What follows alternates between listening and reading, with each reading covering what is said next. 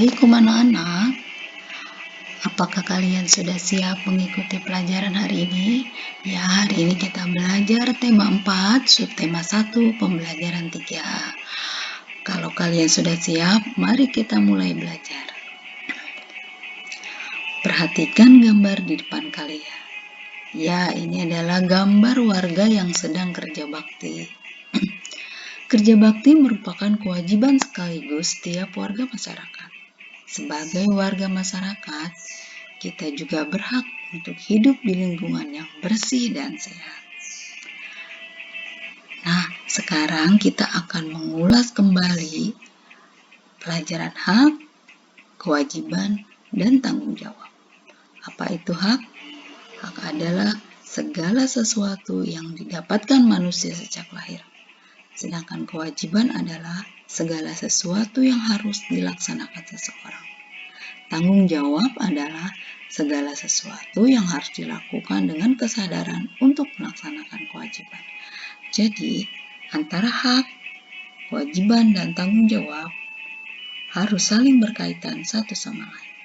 Sekarang, kita simak cerita berikut ini. Seorang anak selalu mendapatkan kasih sayang, perhatian, dan dipenuhi kebutuhannya oleh orang tua.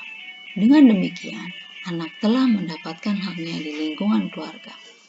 Hak anak tersebut adalah mendapatkan kasih sayang.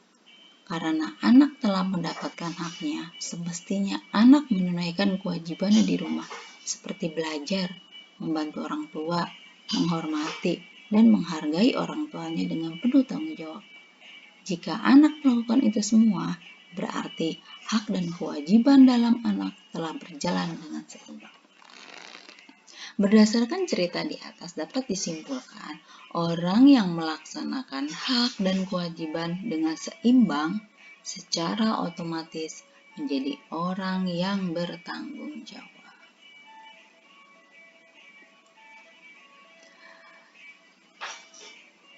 Ya, kerja bakti yang dilakukan merupakan bentuk tanggung jawab masyarakat untuk menjaga lingkungan.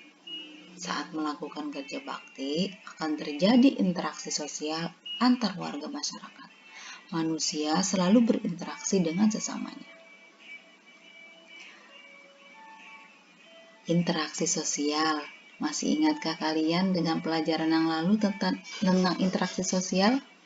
Ya, interaksi sosial adalah hubungan timbal balik antara dua orang atau lebih yang saling memengaruhi. Jenis interaksi ada 3. Interaksi antar individu, interaksi dengan individu dengan kelompok, interaksi antar kelompok. Interaksi antar individu merupakan interaksi antar dua orang. Contohnya pada gambar berikut. Seorang ibu yang menyapa anaknya. Contoh lainnya apa? Seorang siswa bertanya kepada guru.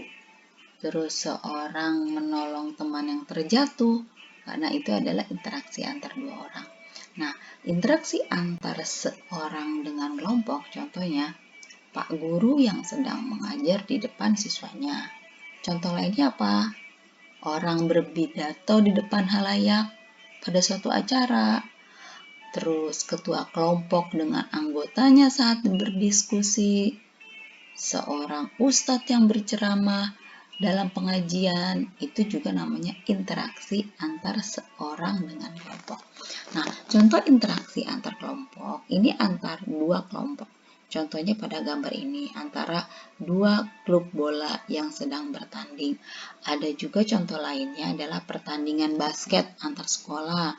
Terus suatu kelompok sedang melakukan presentasi di depan kelompok lain dalam pembelajaran di kelas. Terus contoh lainnya adalah juga dalam permainan gobak sodor. Dengan berinteraksi, manusia dapat memenuhi kebutuhan hidupnya. Karena manusia adalah makhluk sosial, sangat membutuhkan pertolongan orang lain.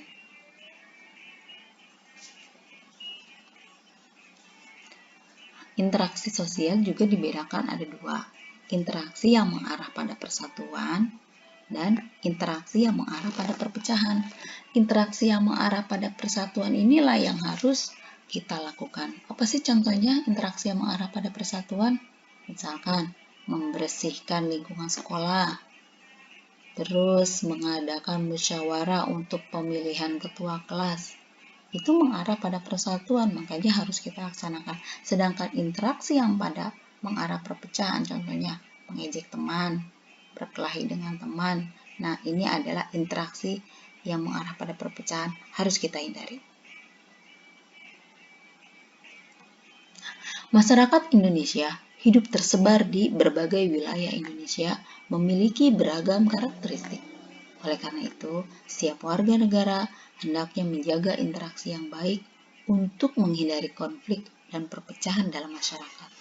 Dengan menjaga interaksi yang baik antar seluruh masyarakat dan segala aspek sosial dapat mendukung pembangunan sosial.